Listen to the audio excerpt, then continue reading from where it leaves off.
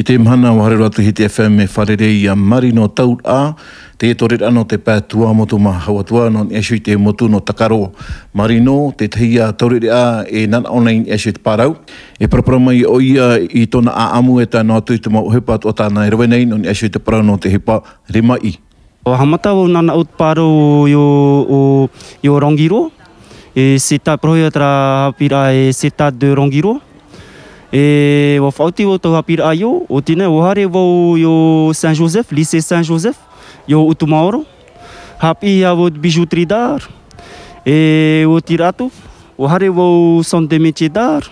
Hapi a o nahaya nana o hia te parau, te raau, te owhai.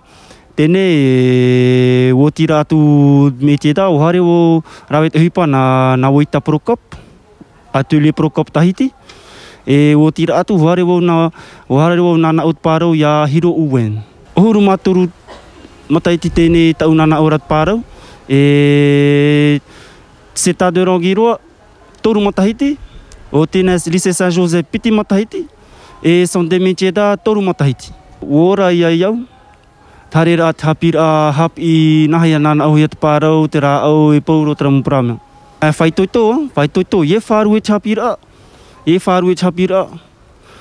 Tara, te horoa me a mātou te huipa no ananhei, no mātou pauro.